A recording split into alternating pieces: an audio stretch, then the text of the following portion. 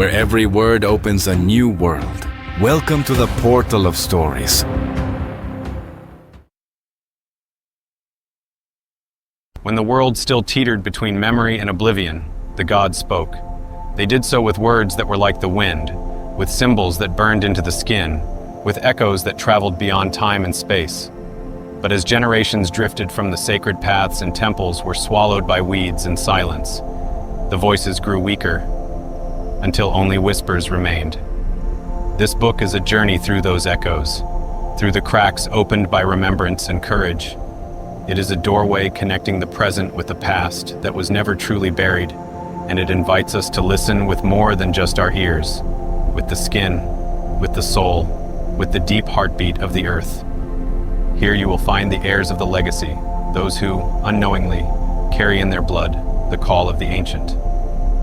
Their stories are not mere fantasies.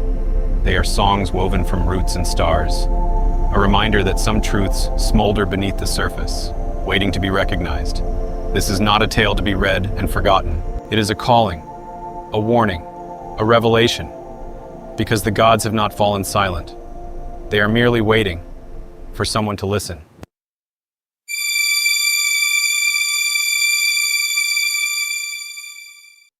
They say that when the world was young and the gods still walked among us, their voices filled the air like the song of a sacred fire.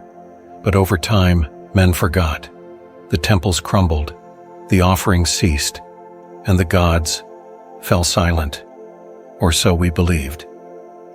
Deep within the ruins of Tenochtitlán, where stones still carry the memory of the past, something remains alive.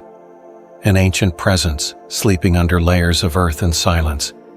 It does not scream. It does not appear. It whispers. Only those destined to hear it can perceive its voice, and those who do are never the same again.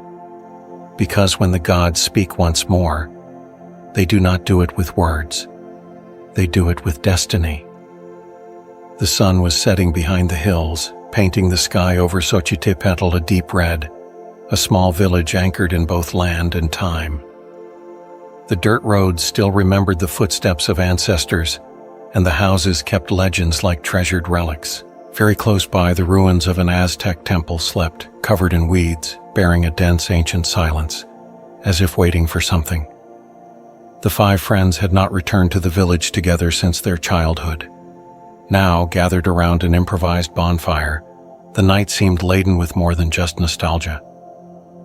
So, no one's had the guts to go inside the temple? Diego asked, raising an eyebrow as he lazily spun his beer bottle. My grandmother says the gods still live there, said Jimena, her voice enigmatic. She sat atop a stone, the fire reflecting in her eyes like sparks of war. She says that on full moon nights you can hear their voices. And do you believe it? Carlos asked. No mockery, just genuine curiosity. Of course she believes it, said Mariana softly, her hands clasped over her knees. There are voices that only some can hear. Everyone looked at her. Mariana sometimes spoke like that, as if she already knew things others had yet to discover. Diego scoffed under his breath but said nothing. He knew arguing with her was like arguing with the wind. It's not just a legend, Itzel added, breaking her usual silence. She had been quieter than usual since they arrived, but now her voice carried a different weight. This place was a minor ceremonial site. I found it mentioned in colonial codices. They even talk about nocturnal sacrifices. You carrying codices in your backpack or what? Diego joked, half smiling. Yet there was a spark of respect in his tone, though he wouldn't admit it. I don't need them, she replied without looking at him. Some dreams weigh more than books.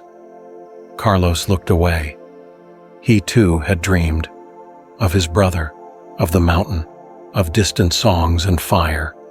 But he said nothing. Not yet. Jimena stood up, impatient. Let's go tonight. Under the full moon. We face it together. If there's nothing, we'll laugh about it tomorrow. But if there is something, Mariana rose beside her, as if she had known from the beginning. We will hear it, she completed, her voice almost absent. The moon rose high and round as they left the village, entering the forest. Branches creaked under their steps, and the air grew thicker as they climbed. Itzel led the way with a flashlight, though she seemed not to need it. There was a magnetism about her, as if the very earth guided her steps. Carlos walked close to Jimena, alert, as if expecting something to leap from the shadows. Diego muttered that it was madness, but his eyes scanned every movement between the trees. Mariana walked barefoot, by choice, feeling the pulse of the world better without shoes, her lips murmuring inaudible words. The temple appeared among the brush like a sleeping beast. It was larger than they remembered, a stone structure eroded by time, covered in roots, lichens, and secrets. Then, the wind blew, and with it came the whispers, a soft murmur, but unmistakable. Words in Nahuatl, barely audible, slipping through the trees like tendrils of smoke. "Did you hear that?" Diego asked, freezing in place. "Yes," said Mariana, eyes closed. "They've been talking to us for a while. They just decided we're ready now." Itzel knelt by a stone slab covered in carved symbols. Her hand trembled as she traced them. "They're saying, 'You are not alone.'" And for the first time in a long while, no one laughed. They descended carefully toward the temple's main entrance. The stairs, half buried and cracked, seemed to shift under their feet, but the five pressed forward. As they crossed the threshold, a coldness enveloped them. Not the cold of air or night, but something older, the absence of the familiar. Inside, the darkness was almost complete, but as their eyes adjusted, they realized faint lines of light slid along the walls, highlighting ancient murals, scenes of gods and men, of wars and pacts, of offerings and betrayals. Carlos touched a wall and gasped. A vision shot into his mind.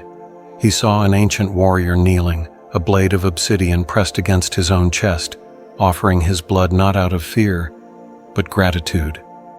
"They gave willingly," Carlos whispered, "not because they were forced." "It was an honor," Itzel murmured, standing beside him. To give to the gods was to give to life itself.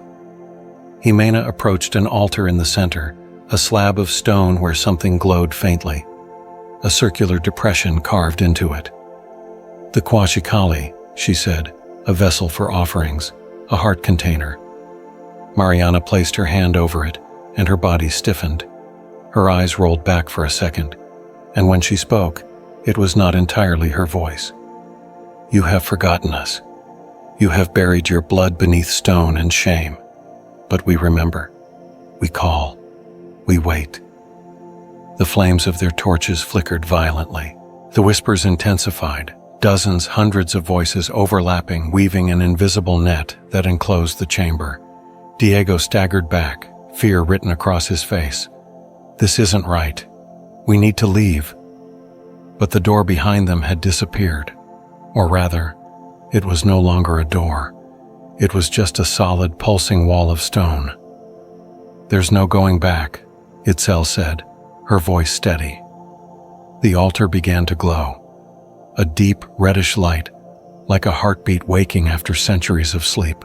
The ground trembled, cracks opened beneath the altar, and from them a figure emerged. A warrior. Or what had once been one. Its body was carved from obsidian and gold, its eyes burning with a light not of this world.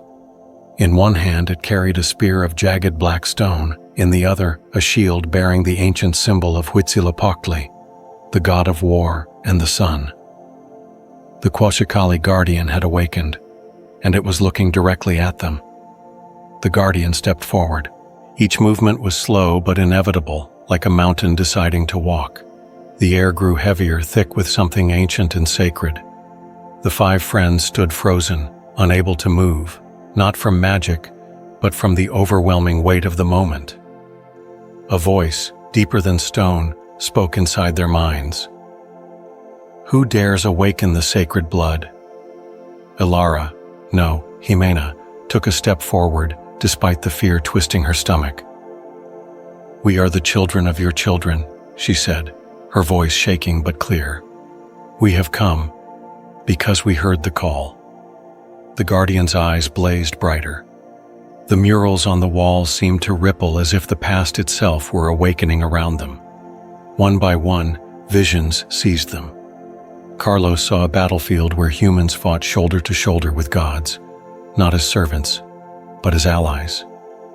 He understood then that the ancient pacts were not about subjugation, but about mutual survival.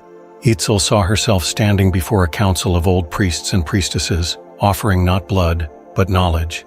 She felt the weight of a memory not her own, of an oath whispered beneath the stars. Mariana drifted across a silver river where countless faces looked up at her, ancestors who had waited for this moment. She wept silently, not from fear, but from recognition. Diego saw fire, destruction, the greed that had poisoned men's hearts and broken the old bonds.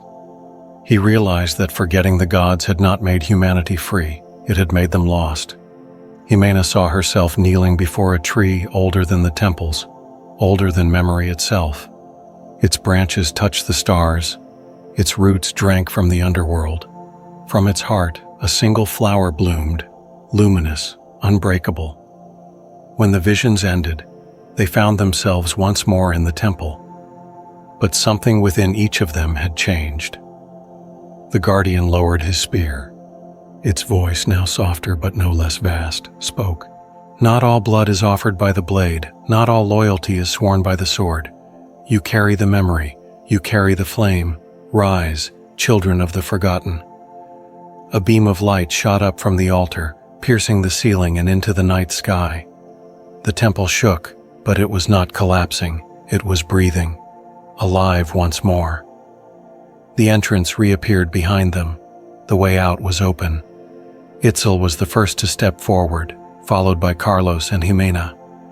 Diego hesitated, then gritted his teeth and moved. Mariana lingered a moment longer, whispering a silent promise to the guardian before following the others. As they exited into the cool night, the whispers faded into the wind. But inside them, the echo remained. The gods had not died, they had only waited. Waited for those who would not seek to rule over the earth, but walk upon it with reverence. For those who, when hearing the whisper of the gods, would choose not fear, but memory. Not dominance, but guardianship. And in the ruins of Tenochtitlán, under the watchful gaze of the stars, 5 new guardians walked back into the world. No longer ordinary, no longer blind, chosen, awake.